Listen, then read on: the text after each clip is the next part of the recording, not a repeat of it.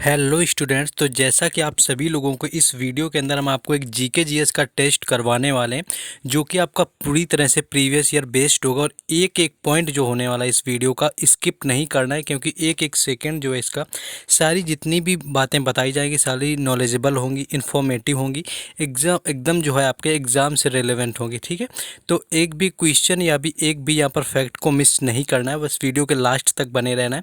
अगर पसंद आए तो लाइक, शेयर और सब्सक्राइब जरूर कर देना है, क्योंकि यहाँ पर आपको हर रोज़ जीके जीएस और इंग्लिश की इसी तरह क्लासेस मिलती है, जो कि एसएससी एमटीएस एग्ज़ाम के लिए बहुत ही बेहतर साबित होने वाली।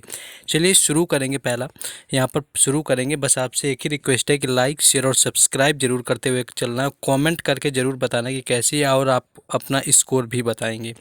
पहला क्वेश्चन जैसे दिया हुआ था कि मोहम्मद बिन तुगलक ने किस विदेशी यात्री को राज सेवा में नियुक्त किया हुआ था। देखिए यहाँ पर मोहम्मद बिन तुगलक की बात की गई है, तो अगर मोहम्मद बिन तुगलक की बात कर लें कि किसको यहाँ पर विदेशी सेवा में नियुक्त किया गया था, यानी एक तरह से समझ सकते हैं उस समय का विदेश मंत्री किसे बनाया गया था, जो कि एक विदेशी यात्री था मोहम्मद बिन तुगलक के काल में। तो अगर मोहम्मद बिन तुगलक की पहले बात कर लें तो ये क्या था कि तुगलक वंश का शासक था, जिसका जो टाइम पीरियड था वो 1290 से लेकर के 1351 तक, यानी कि ऑलमोस्ट 70 सालों तक मोहम्मद बिन तुगलक ने शासन किया हुआ था। और जैसा कि पता है कि दिल्ली सल्तनत के अंदर कुल 5 वंशों का उद्गम हुआ था, जो कि 1206 से शुरू होता है गुलाम वंश के साथ में, और 1526 में जाके पूरी दिल्ली सल्तनत खत्म होती है। इब्राहिम लोदी अंतिम शासक था लोदी वंश का, जिसे कि बाबर ने हराकर मुगल साम्राज्य की नींव डाली हुई थी दिल्ली सल्तनत के अंदर।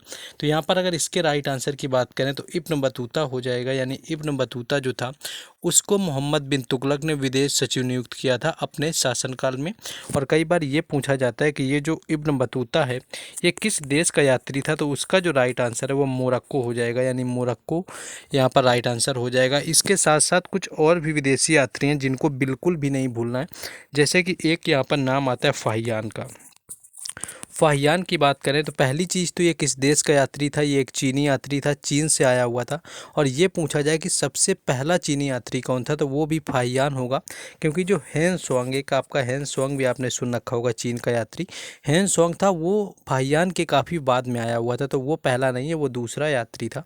2 यात्री आए थे चीन से, पहला था फाहियान, दूसरा था हैन स्वांग। हैन स्वांग की बात करें तो ये हर्षवर्धन के काल में आया हुआ था। हर्षवर्धन थे जो ये पुष्यभूति वंश से संबंधित थे।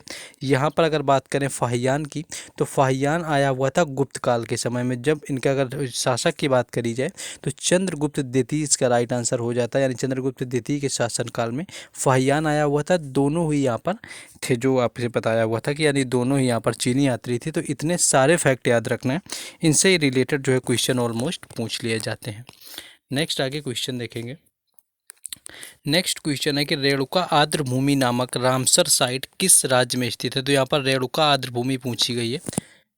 आर्द्र भूमि की अगर बात करें तो 2 फरवरी को आर्द्र भूमि दिवस मनाया जाता है। अगर कई बार ये पूछ लिया जाए कि आर्द्र भूमि जो दिवस है वो किस दिन मनाया जाता है, तो वो 2 फरवरी को मनाया जाता है। इसके साथ साथ अगर बात करें कि ये क्यों मनाया जाता है, तो देखिए ईरान में एक समझौता होता है 2 फरवरी 1971 को, जो कि रामसर समझौता के नाम से जाना जाता था, जिससे क्या था कि जितनी भी नमी भूमि वाली जगह होती है उन्हें आर्द्र भूमि में शामिल किया जाता है। तो उसी के अंतर्गत 2 फरवरी को आर्द्र भूमि दिवस जो होता है वर्ल्ड आपका, जो यहाँ पर आपका आर्द्र भूमि दिवस मनाया जाता है। यहाँ पर आपका ये पूछा है कि जो रेणुका है वो किस राज्य में आती है, तो हिमाचल प्रदेश इसका राइट आंसर हो जाएगा, यानी ये हिमाचल प्रदेश में जो है रेणुका आर्द्र भूमि आती है। इसके साथ साथ अगर बात करें कि भारत में कुल कितने आर्द्र भूमि हैं, तो इसका जो राइट आंसर हो जाएगा वो 75 हो जाएगा, यानी कुल 75 जो आर्द्र भूमि है भारत के अंदर हैं। और सबसे अगर अधिक पूछा जाए कि सबसे अधिक कहाँ पर है, तो सबसे अधिक उत्तर प्रदेश में है, यानी कि जिनकी संख्या 10 है। तो कुल जो आर्द्र भूमि सबसे अधिक जो स्थल हैं वो उत्तर प्रदेश में पाए जाते हैं, कुल 10 होते हैं वहाँ पर। और पूरे ओवरऑल भारत की बात करें तो वहाँ पर 75 होते हैं, 75 हैं आपके। नेक्स्ट आगे देखेंगे क्वेश्चन। नेक्स्ट क्वेश्चन है कि गोदावरी नदी का बेसिन का सबसे बड़ा जल ग्रहण क्षेत्र कौन सा है। तो देखिए गोदावरी से रिलेटेड क्वेश्चन मोस्टली पूछे जाते हैं। गोदावरी को बिल्कुल भी नहीं छोड़ना है नदी, क्योंकि देखिए गोदावरी वही नदी है जिसको दक्षिण भारत की गंगा के नाम से जानते हैं। पहली चीज़ तो सबसे बड़ा नदी बेसिन क्षेत्र पूछा गया किस राज्य में आता है, तो ये महाराष्ट्र में आता है, यानी ऑप्शन ए इसका हो जाएगा, महाराष्ट्र में आता है। उसके साथ साथ क्या होता है कि अगर यहाँ पर ये पूछे जाए कि इसका उद्गम कहाँ से होता है, तो नासिक के त्र्यंबकेश्वर की पहाड़ियों से इसका उद्गम होता है। पिछले 2 टेस्टों में इसके बारे में बात हो चुकी है। और इसके साथ साथ अगर कृष्णा नदी की बात कर ली जाए कि उसका उद्गम कहाँ पर होता है, तो वो होता है महाबलेश्वर की पहाड़ियों से महाराष्ट्र में। तो उसका भी जो है यहाँ पर याद रखना है। नेक्स्ट आगे बढ़ जाएंगे। नेक्स्ट क्वेश्चन है कि जुलाई 2020 में निम्नलिखित में से किसे एशियाई विकास बैंक का उपाध्यक्ष नियुक्त किया गया था। तो एशियाई विकास बैंक की बात की गई है, तो इसको शॉर्टकट में एडीबी बैंक बोलते हैं, यानी एशियन डेवलपमेंट बैंक। तो कई बार एडीबी पूछ लेते हैं, कई बार फुल फॉर्म भी पूछ लिया जाता है कि जो एडीबी है एशियाई विकास बैंक, इसका उपाध्यक्ष किसे नियुक्त किया गया। तो राइट अगर आंसर की बात करें तो ऑप्शन डी जो दिया हुआ है यहाँ पर अशोक लवासा इसका राइट आंसर हो जाएगा। बाकी अगर इसकी स्थापना की बात करें तो इसकी जो स्थापना है आपकी 14 दिसंबर 1966 को हुई थी, यानी 1966 में जो है एडीबी की स्थापना होती है, और जो कि 31 सदस्यों के द्वारा की गई थी। और इसके साथ साथ अगर इसका ये पूछ लें कि जो इसका मुख्यालय है एडीबी का वह कहाँ पर आता है, तो वह मनीला में आता है, यानी कि फिलीपींस की एक जगह है मनीला, जहाँ पर एडीबी यानी कि एशियाई विकास बैंक का मुख्यालय। एक एक फैक्ट आपको याद रखने हैं और यही आपके एग्ज़ाम में डिट्टो देखने को मिलेंगे। बस आप लोगों को लाइक कर देना है, कमेंट जरूर करना है आप सभी को, जो क्योंकि जो एसएससी एमटीएस का स्पेशल ग्रुप बना हुआ है उसमें 100+ लोग हैं, तो एटलीस्ट 100 कमेंट तो कराइए। बाकी जा करके सारे आपके ग्रुप जो पर्सनल ग्रुप हैं यानी जो आपके चैनल के हैं उनका लिंक डिस्क्रिप्शन में, एमटीएस स्पेशल ग्रुप है उसका भी लिंक डिस्क्रिप्शन में, तो उससे भी जुड़ जाना है मेन के साथ साथ में, क्योंकि वहाँ पर और अपडेट मिलती रहेंगी। तो बस लाइक शेयर और सब्सक्राइब सभी से ज़रूर चाहिए, तो ये इतना करना है क्योंकि एक एक पॉइंट इसका इंपॉर्टेंट होने वाला है। और जैसा कि पता है कि सभी के लिए जो है जीके जीएस के आपके जितने भी 2023 में एग्ज़ाम हुए, तो जीके जीएस के लेकर के बहुत सारी प्रॉब्लम रहती है स्टूडेंट्स में कि ज़्यादा स्कोर नहीं हो पाता है। तो जीके जीएस के लिए यहाँ पर बेहतरीन आपके पास ऑप्शन आ चुका है कि 2023 में जितने भी एग्ज़ाम हुए हैं सभी एग्ज़ाम के जीके जीएस में जो भी क्वेश्चन पूछे गए सभी क्वेश्चन एक्स्ट्रा फैक्ट में जो एक्सपेक्टेड है उनको लगा कर के सभी एग्ज़ामों की PDF तैयार कर दी गई है, जिसमें कि आपके 3 एग्ज़ाम आते हैं, CHSL 2022, MTS 2022 और आपका CGL 2023। तो ये आपके आ चुके हैं, जिसके तहत आपको क्या है कि इसका जो कॉम्बो प्राइस है आपका 49 रुपीज़ रखा गया, सिंगल एग्जाम का 25 रुपीज़। इतना बेहतर ये कंटेंट है इसके अंदर कि 5 से 10 क्वेश्चन डिट्टो आपको देखने को मिलेंगे जो कि आपके एग्जाम में पूछे ही जाएंगे, ये मेरी गारंटी है। नहीं तो उस दिन ना मिले तो बताना, नहीं तो हम आपको खुद दिखा सकते हैं। बाकी ये व्हाट्सएप नंबर दिया हुआ है जिस पर कॉन्टेक्ट करके आप परचेज़ कर सकते हैं। नेक्स्ट आगे क्वेश्चन देखेंगे।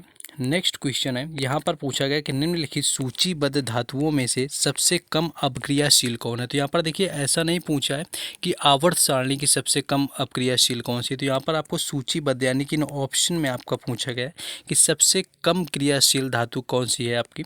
तो ऑप्शन जो ए दिया हुआ है सोना यहाँ पर राइट आंसर हो जाएगा, जो कि सबसे कम क्रियाशील है। और इन्हीं सूचीबद्ध में अगर सबसे अधिक पूछ लिया जाता तो उसका राइट आंसर बी हो जाता, यानी कि सबसे अधिक की बात करता तो यहाँ पर तांबा इसका हो जाता। नेक्स्ट क्वेश्चन है कि निम्नलिखित में से कौन राजस्थान का राज पक्षी है। तो राजस्थान के अगर राज पक्षी की बात कर रहे हैं यहाँ पर कौन सा है, तो ऑप्शन जो यहाँ पर दिया हुआ है डी सोन चिड़िया राइट आंसर हो जाएगा। तो यहाँ पर आपका राजस्थान का पक्षी पूछा गया, कई बार पेड़ आपके जो होते हैं राजकीय पशु, राजकीय पेड़ और राजकीय पक्षी वगैरह भी यहाँ पर राज्यों के एमटीएस एग्ज़ाम में पूछे जाते हैं। तो ये भी इसको एग्ज़ाम में यानी कि माइंड में रख लेना है, क्योंकि इससे रिलेटेड भी पूछा जा सकता है। सोन चिड़िया यानी ऑप्शन डी यहाँ पर राइट आंसर हो जाएगा। नेक्स्ट क्वेश्चन है कि निम्नलिखित में से कौन सा अनुच्छेद लोगों के कल्याण को बढ़ावा देने के लिए राज्य में सामाजिक व्यवस्था बनाने का निर्देश देता है। तो देखिए यहाँ पर लोक कल्याण के बढ़ावा के लिए जो सामाजिक व्यवस्था बनाने का निर्देश देने का अनुच्छेद पूछा गया, तो इसका जो राइट आंसर हो जाएगा वो यहाँ पर ऑप्शन सी यानी कि आर्टिकल 38 जो दिया हुआ है यहाँ पर राइट आंसर हो जाएगा। कई बार ये पूछा जाता है कि जो सिविल कोड है यानी कि समान नागरिक संहिता का अनुच्छेद कौन सा है, या अनुच्छेद जो है 44 यानी कि आर्टिकल 44 यानी कि जो आपका अनुच्छेद 44 है इसका संबंध किससे है, कई बार ये पूछा जाता है। काफ़ी मोस्ट पॉपुलर क्वेश्चन है, कई बार आया है। तो आपका जो अनुच्छेद यहाँ पर 44 यानी आर्टिकल 44 है, ये आपका संबंधित है समान नागरिक संहिता से, तो ये आपको यहाँ पर याद रखना है। नेक्स्ट क्वेश्चन है, पृथ्वी के ठोस प्रॉपर्टी में पाए जाने वाले धातुओं की प्रचुरता के संदर्भ में लौह धातु का कौन सा स्थान आता है? कि जो आपकी पृथ्वी होती है उसमें जो पाई जाती है उसकी प्रॉपर्टी में जो धातुएं पाई जाती हैं, तो सबसे अधिक धातुएं जैसे जो पाई जाती है, कोई सबसे अधिक होगी फिर उससे कम पाई जा रही होगी, तो दूसरे नंबर पर सबसे अधिक कौन सी धातु पाई जाती है? अगर इसकी बात करें, यहाँ पर लोहा पूछा गया शायद आपका, पाई जाने वाली लौह धातु आपकी, तो इसका जो राइट आंसर है ये दूसरा हो जाएगा, यानी कि दूसरे नंबर पर ये आपकी पाई जाती है। नेक्स्ट आगे क्वेश्चन है, बलबन ने दिल्ली के निम्नलिखित सुल्तानों में से किसके शासनकाल में वास्तविक शक्तियां प्राप्त की हुई थी? देखिए बलबन जो था ये पहले गुलाम के तौर पर खरीदा गया था, गुलाम वंश का संस्थापक था, और जैसा कि सभी को पता होगा कि 1206 में जो है कुतुबुद्दीन ऐबक ने यहाँ पर गुलाम वंश की स्थापना की हुई थी दिल्ली सल्तनत में। उसके बाद इल्तुतमिश आता है, और इल्तुतमिश के शासन करने के बाद रजिया सुल्तान आती है, जो कि यहाँ पर उत्तर भारत की पहली और अंतिम महिला सुल्तान रही हुई थी, रजिया सुल्तान, जो कि 1236 से लेकर के 1240 तक, यानी कि कुल 4 साल इसका शासनकाल चला हुआ था। उसके बाद इसकी हत्या कर दी जाती है। तो इसके बाद ये पूछा था कि बलबन भी उसी टाइम था जो इसका गुलाम की तरह खरीदा गया था, यानी कोई शासक नहीं था, किसी से जुड़ा हुआ नहीं था, एक गुलाम के तौर पर इसको खरीदा गया था। गुलाम वंश में उस समय पर गुलाम खरीदे जाते थे।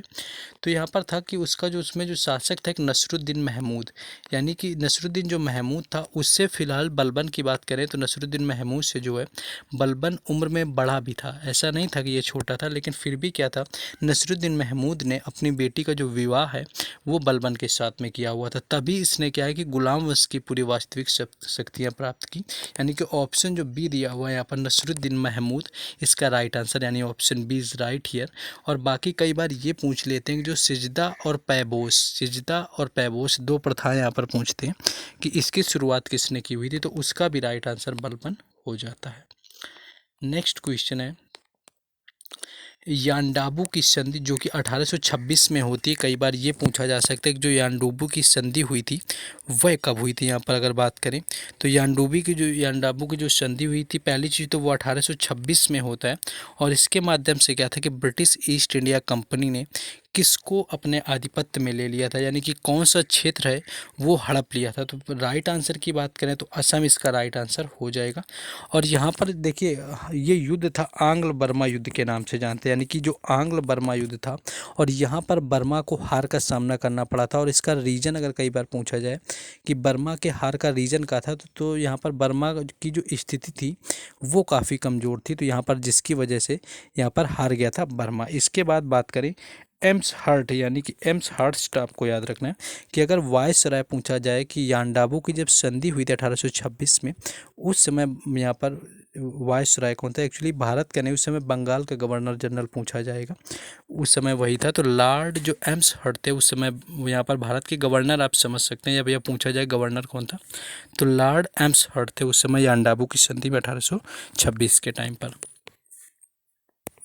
नेक्स्ट है कि भारत में वायु गुणवत्ता सूचकांक में कितने प्रदूषकों को शामिल किया गया? तो अगर वायु गुणवत्ता की बात करें तो वायु गुणवत्ता में कितने सूचकांक, प्रदूषक सूचकांकों को शामिल किया गया?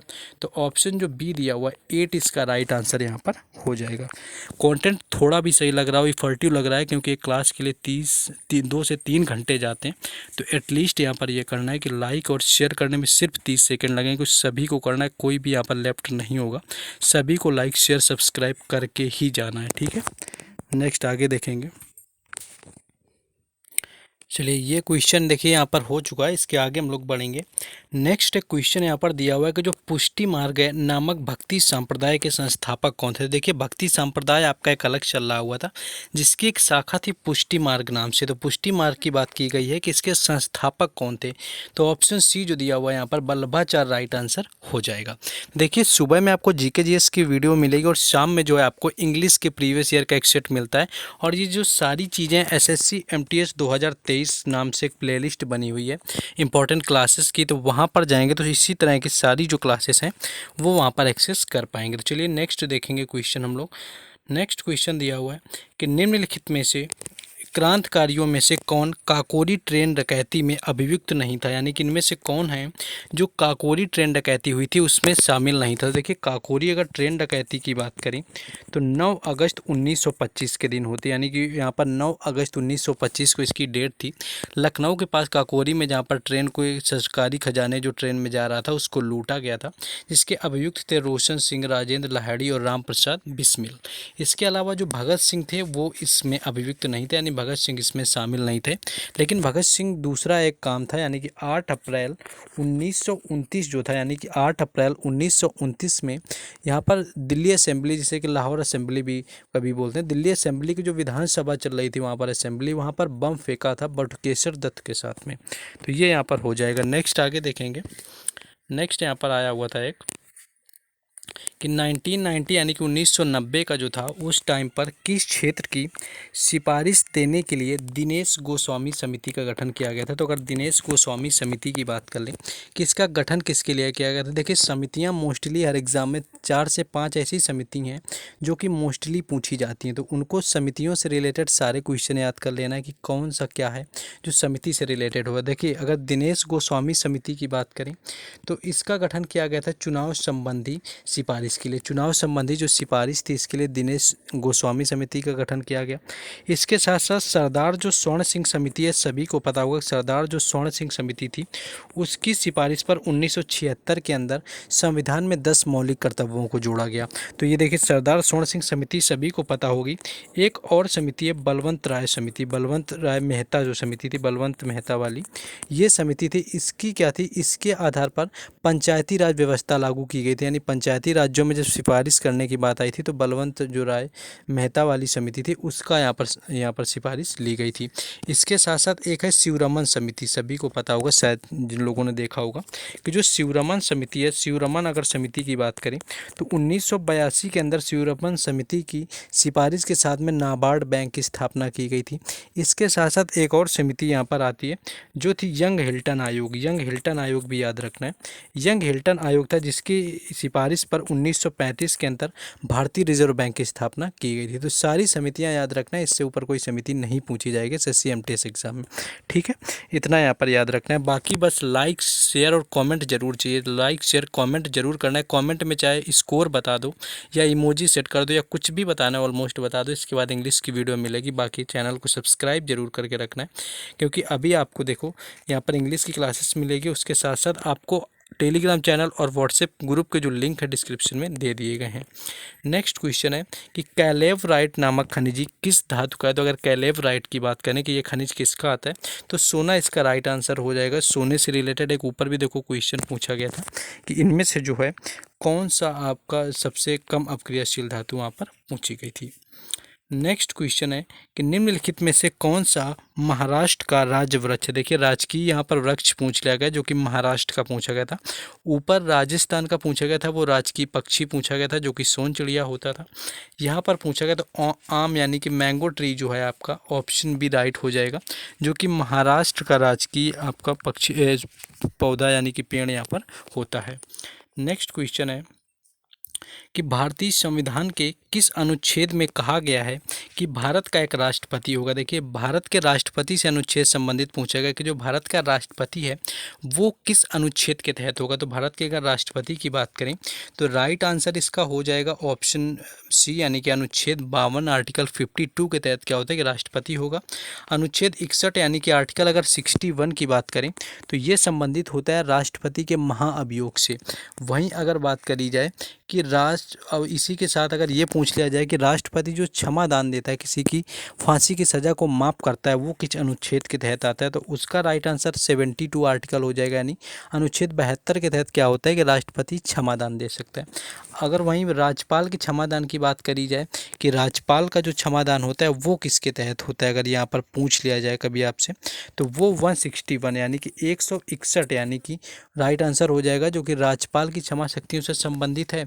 और अगर 153 की बात करी जाए, 153 आर्टिकल जो होता है वो ये कहता है कि प्रत्येक राज्य का एक राज्यपाल होगा। तो ये सारे यहाँ पर फैक्ट याद रखने हैं। नेक्स्ट क्वेश्चन है आर्थिक सर्वेक्षण 2019-20 के अनुसार दिल्ली में संपत्ति का पंजीकरण करवाने में कितने दिन का समय लगता है? तो अगर दिल्ली में संपत्ति के पंजीकरण की अगर बात की जाए, तो जैसे कोई संपत्ति खरीदी जाती है और जब उसका पंजीकरण करवाया जाता है दिल्ली के अंदर, तो उसकी जो अवधि होती है समय लगने की, वो 49 दिन यानी कि 49 डेज होता है। तो ऑप्शन बी जो है यहाँ पर राइट आंसर हो जाएगा। नेक्स्ट क्वेश्चन देखिए, एक बुक से आया हुआ है कि एसे ऑन पॉपुलेशन, यानी कि जो एसे ऑन पॉपुलेशन लिखा गया है नामक अपनी पुस्तक में जनसंख्या वृद्धि का सिद्धांत देने का श्रेय किसे जाता है? तो यहाँ पर देखिए, जो जनसंख्या वृद्धि है, जो आपका पॉपुलेशन इंक्रीज हुई है, उसका सिद्धांत दिया गया है, एक बुक है एसे ऑन पॉपुलेशन। तो ये किसके द्वारा लिखी गई है? तो यहाँ पर अगर बात करें तो ऑप्शन डी यहाँ पर राइट आंसर हो जाएगा, जो कि थॉमस रॉबर्ट माल्थस के द्वारा ये बुक लिखी गई है। नेक्स्ट आगे क्वेश्चन है कि निम्नलिखित में से कौन निशानेबाजी से संबंधित अंतर्राष्ट्रीय खिलाड़ी, देखिए शूटिंग से रिलेटेड यहाँ पर प्लेयर को पूछा गया कि कौन सा इसमें प्लेयर है जो शूटिंग यानी कि निशानेबाजी से संबंधित है, वो भी इंटरनेशनल, आपके स्टेट लेवल पर नहीं है, और आपका शूटिंग से संबंधित खिलाड़ी। तो यहाँ पर जब सारे ऑप्शन देखेंगे तो ऑप्शन जो आपको पहला ही दिया हुआ है अंजुम मुदगिल इसका राइट आंसर हो जाएगा, जो कि इंटरनेशनल लेवल पर एक शूटिंग स्पोर्ट यानी कि प्लेयर हैं शूटिंग की। यहाँ पर अंजुम मुदगिल यहाँ पर राइट आंसर हो जाएगा। नेक्स्ट क्वेश्चन देखिए, इस तरह से क्वेश्चन आपका जैसे ये फॉर्मेट है कि डोलोमाइट निम्नलिखित में से किसका अयस्क है।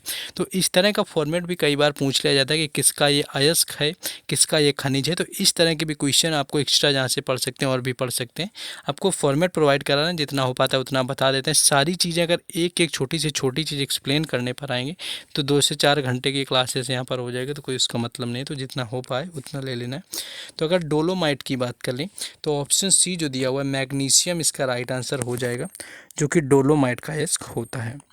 नेक्स्ट आगे क्वेश्चन है, नेक्स्ट क्वेश्चन देखिए, इससे क्वेश्चन पूछा जाता है, ये आपका है कि जो वेम्बनाथ झील है वो निम्नलिखित में से किस राज्य में स्थित है। देखिए अगर वेम्बनाथ झील की बात कर ली जाए कि जो वेम्बनाथ झील, अगर इसकी हम बात करें तो वेम्बनाथ झील अभी क्वेश्चन CHSL का जिस दिन एग्जाम हुआ उसका शायद फर्स्ट या सेकंड शिफ्ट में शुरुआती दिन में पूछा गया था कि भारत की सबसे लंबी नदी कौन सी। तो अगर भारत की सबसे लंबी नदी बात कर ली जाए तो वो वेम्बनाथ नदी ही होती है, और वो राज्य पूछा जाए किसमें तो केरल राइट आंसर हो जाएगा, यानी ऑप्शन ए यहाँ पर राइट है। केरल की झील है वेम्बनाथ झील, जो कि भारत की सबसे लंबी है, और अगर सबसे बड़ी पूछी जाए तो केरल की सबसे बड़ी है, यानी सबसे बड़ी और सबसे लंबी झील में कंफ्यूज नहीं होना है। केरल की सबसे बड़ी झील है और भारत की सबसे लंबी झील है वेम्बनाथ। नेक्स्ट क्वेश्चन है कि हर्यक वंश के शासक उदयन का उत्तराधिकारी कौन हुआ। तो यहाँ पर देखिए हर्यक वंश का शासक एक था उदयन, जिसके यहाँ पर पूछा गया कि कौन इसका उत्तराधिकारी हुआ। तो पहली चीज़ तो बात करें तो 544 ईसा पूर्व के अंतर क्या है कि 544 ईसा पूर्व में यहाँ पर स्थापना की गई थी हर्यक वंश की, जो कि यहाँ पर आता है मगध साम्राज्य के अंतर्गत, और इसकी जो स्थापना का पूरा श्रेय है वो बिंबिसार को जाता है, यानी कि इसका जो वास्तविक यहाँ पर संस्थापक है बिंबिसार को माना जाता है। बिंदुसार नहीं समझना है, बिंदुसार मौर्य साम्राज्य से संबंधित था, जो कि मौर्य साम्राज्य क्या था कि वो चंद्रगुप्त मौर्य का बेटा था बिंदुसार, लेकिन यहाँ पर बिंबिसार है जो कि वास्तविक संस्थापक रहा हुआ है यहाँ पर हर्यक वंश का। इसके साथ साथ क्या था कि बिंबिसार के बाद में उसकी हत्या करके उसका बेटा गद्दी पर बैठा था, जो कि नाम था जिसका अजातशत्रु के नाम से जाना जाता है, और अजातशत्रु की हत्या करके उसके बाद उदयन गद्दी पर बैठा। देखिए यहाँ पर क्या था, ये पितृहंता पूरा वंश रहा हुआ, तो यहाँ पर क्या था कि उसके बाद उदयन आता है, और यहाँ पर उदयन का ही पूछा गया कि उदयन के बाद कौन शासक बना। तो उदयन के बाद जो बना हुआ था हर्यक वंश का, एक्चुअली वही अंतिम शासक भी जाना गया, वो था यहाँ पर नागदशक, यानी कि ऑप्शन सी यहाँ पर राइट आंसर हो जाएगा। नागदशक था जो कि उदयन के बाद जो कि शासक बना हुआ था यहाँ पर हर्यक वंश का। तो ये सारे फैक्ट यहाँ पर सुनते हुए चलना है। बाकी देखिए फिर से बोल रहे हैं कि लाइक कमेंट आपको करना ही करना है, स्पेशली जो SSC MTS 2023 वाले ग्रुप में जिन लोगों को अलग से ऐड हुआ है, तो आप लोगों का ज़्यादा सहारा है, तो आपको करना है। एक क्वेश्चन है कि अनातोलिया का पठार निम्नलिखित में से किस देश में संबंधित है, आपका किस देश में अवस्थित है। तो देखिए अनातोलिया का पठार कई बार पूछने में आया, तो अनातोलिया के अगर पठार की बात करें तो ऑप्शन जो ए दिया हुआ है तुर्की, इसका राइट आंसर हो जाएगा ऑप्शन ए। और देखिए ऑस्ट्रेलिया से रिलेटेड आपको कल एक फैक्ट बताया हुआ था डार्लिंग और मुर्रे नदी, तो वो आपको याद रखना है। नेक्स्ट क्वेश्चन है, एक आपका लास्ट पूछा गया कि कजाकिस्तान की राजधानी निम्नलिखित में से कौन है। तो अगर कजाकिस्तान की राजधानी की बात करें, एक दिन आपसे नॉर्वे की पूछी थी, एक प्रैक्टिस सेट में करवाइए। अगर नॉर्वे की राजधानी आपको याद है तो कमेंट करके बताना है कि नॉर्वे की राजधानी क्या है। गूगल में जाके नहीं देखना है, अर्जेंट में अगर याद आता है तो बताना है। तो नूर सुल्तान यानी कि ऑप्शन बी जो इसका राइट आंसर हो जाएगा कजाकिस्तान का। देखिए ये आपका चौथा मॉक टेस्ट है जीके जीएस का। सारे मॉक टेस्ट आपका स्टैटिक का पार्ट, इंग्लिश के मॉक टेस्ट जो होंगे वो एसएससी एमटीएस एग्ज़ाम 2023 के नाम से एक प्लेलिस्ट बनी हुई इंपॉर्टेंट क्लासेस की, वहाँ पर सबको मिल जाएगा। लेकिन रिक्वेस्ट एक ही है कि लाइक शेयर और सब्सक्राइब करें बगैर नहीं जाना है। हर अपडेट के लिए टेलीग्राम चैनल और व्हाट्सएप ग्रुप के जो लिंक हैं वो डिस्क्रिप्शन में दिए गए हैं, तो वहाँ से भी क्या करना है कि सभी लोग को जुड़ जाना है।